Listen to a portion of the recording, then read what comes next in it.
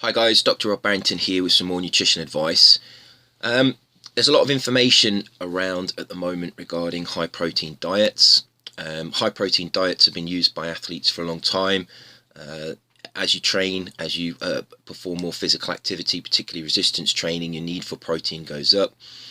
So athletes, particularly those that undergo resistance training, consume high protein diets to be able to supply enough nitrogen to be able to resynthesize muscle tissue during the recovery phase following exercise.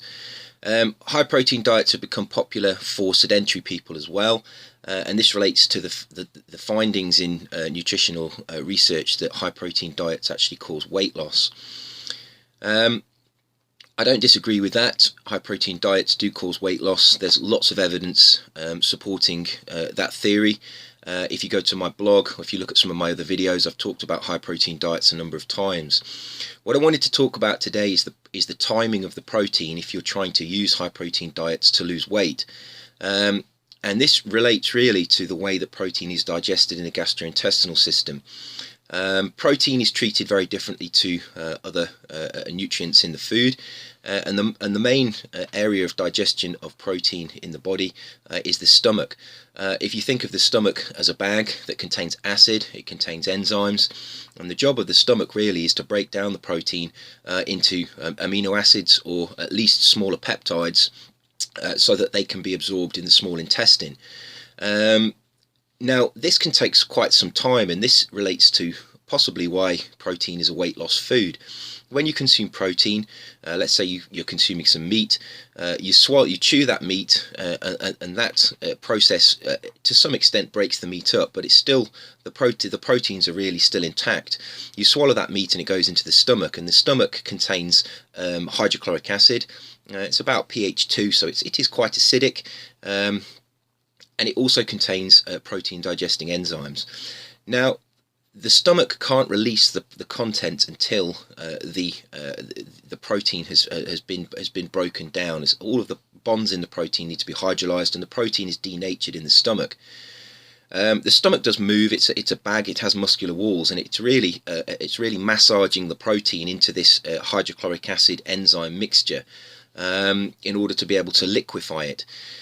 Now, if proteins are detected in the small intestine, so they pass through the pyloric sphincter into the small intestine, if proteins are detected in the small intestine, the pyloric sphincter will close, and this will keep the contents of the food in the stomach for longer. Now, this is quite important, because if the protein leaves the stomach before it's digested, there isn't the necessary capacity within the small intestine to properly digest the protein, and therefore you'd have digestive problems. So the stomach really uses the pyloric sphincter to keep the protein in the stomach. Now, the stomach contains stretch receptors, and when the stomach is full, there is a signal sent to the central nervous system that tells the individual, not to consume any more food. So here we can see why protein could be a weight loss food. Protein sits in the stomach. It causes all of the food, including all of the starch and all of the fat that you've consumed with the protein, to sit in the stomach with the protein, because there is the pyloric sphincter is at the bottom of the stomach, and it prevents the contents leaving the stomach until the protein has been digested. So really, protein acts as a brake in the stomach to hold the food there until the protein has been broken down. And it's the stretch receptors and the signal that's sent to the central nervous system that cuts off appetite if the stomach is still full that is really one of the reasons, and I would say the primary reason, that protein is actually a weight loss food, because it decreases appetite.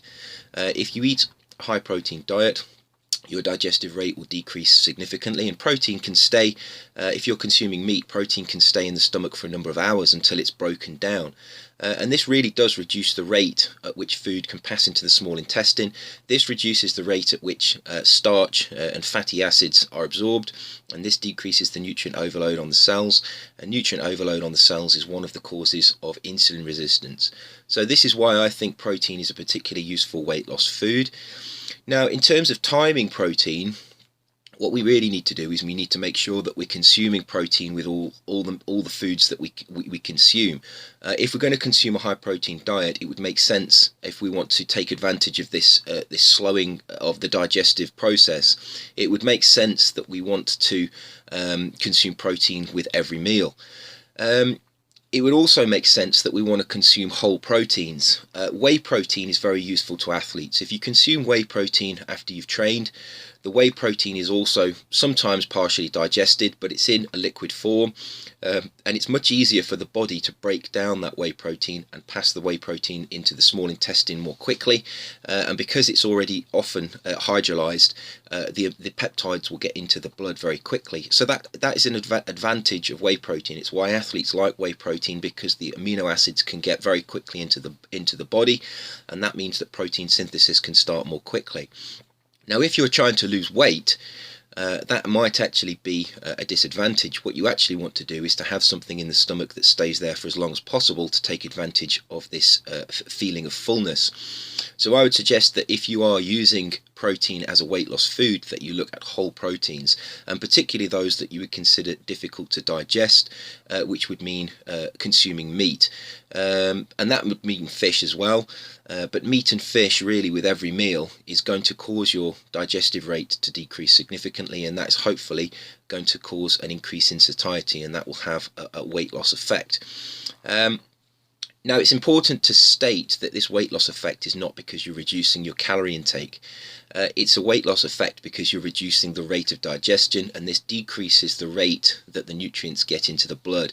One of the causes of weight gain is consuming foods like refined carbohydrates that are rapidly absorbed, and they cause the nutrient overload syndrome, and that causes a decrease in insulin sensitivity when the cells react to having too many nutrients. If you can slow that digestive rate, it's nothing to do with reducing your calories, it's to do with reducing the rate of digestion, and that's an important distinction to make, and it's an important thing that most people don't seem to understand when they're trying to lose weight.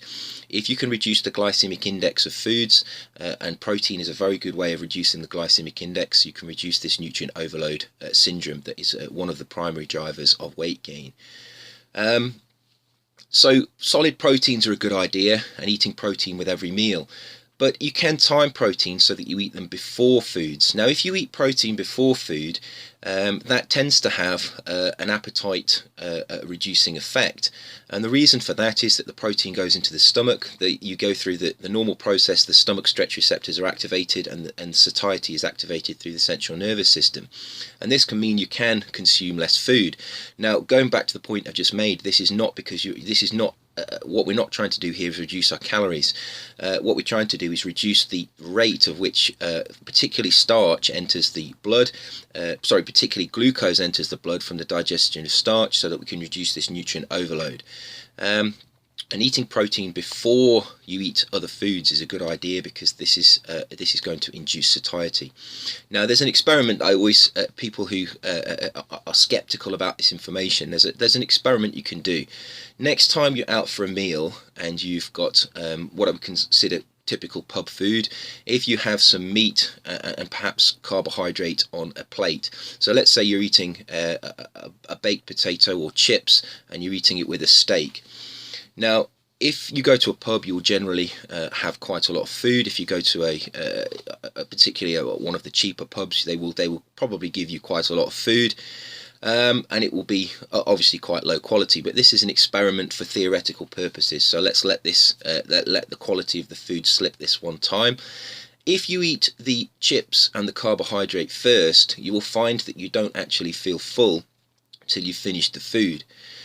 As an experiment, do this a couple of times. If you eat the protein first and you eat just the steak first, you will feel much fuller. And I say this to everybody, and it does appear anecdotally, I've tried it many times myself, if you eat the protein first, it does cut off your appetite and you struggle to complete eating all of the food. If you eat only the carbohydrate first and you eat the protein last, it's much easier to complete eating all of the food. And that illustrates nicely what I'm trying to discuss from a physiological point of view, that protein is a food that cuts off your appetite. It's a protein that reduces the amount of food that you will subsequently eat. And I just want to highlight it again, this is not anything to do with reducing your calories. Reducing your calories and trying to cut calories doesn't cause weight loss. It's to do with reducing the rate at which that starch will be broken down, and it will, and that is to do with that will subsequently then have an effect on a reduction in the amount of glucose that gets into your blood, and that will reduce the nutrient overload on your cells. Obviously, if you eat the protein first and then you struggle to eat the carbohydrate because your appetite has been turned off, eating less carbohydrate, yes, it is less calories, but it's less nutrients into the cells at one time. And also you've got that protein there first, slowing the digestive rate anyway. So you want to try it. I mean, you don't have to go to a pub. It's just an illustration. Going to a pub is a good illustration because they tend to give you too much food. You always tend to struggle to eat it. You could do it with Christmas dinner. Anywhere where you think you're going to struggle to eat the food. If you eat the carbohydrate only, don't touch the protein, leave the protein to one side, just the carbohydrate. If you eat the carbohydrate first and then you eat the protein, you'll find it much easier to complete eating the food than if you eat the protein first and then the carbohydrate. Now obviously if you eat both together, which is what most people normally do, that will have a similar effect to eating the protein first. As soon as the protein goes into the stomach, the pyloric sphincter closes. That slows the digestive rate, and that turns off your your appetite. So you get an increase in satiety, and therefore you struggle to complete eating the food. So there's something that I think is quite interesting. Physiology of digestion is often overlooked. And this is where nutritionists earn their money, knowing these nuances of digestion, knowing the way that protein is digested is actually very helpful because it helps you interpret the scientific literature, helps you understand what's going on when you see protein as a weight loss food. Now there are other ways that protein may be a weight loss food. There may be actually metabolic effects inside the body, but digestion and absorption is an often overlooked part of the weight gain process. Many new papers that are coming out are actually looking at this digestive process and the glycemic effects of foods and how they affect weight gain. So I hope that was interesting. If you have any comments on this video, please feel free to leave them in the comments box below, and I will try to get back to you as soon as possible. And I will see you soon for another video. Take care.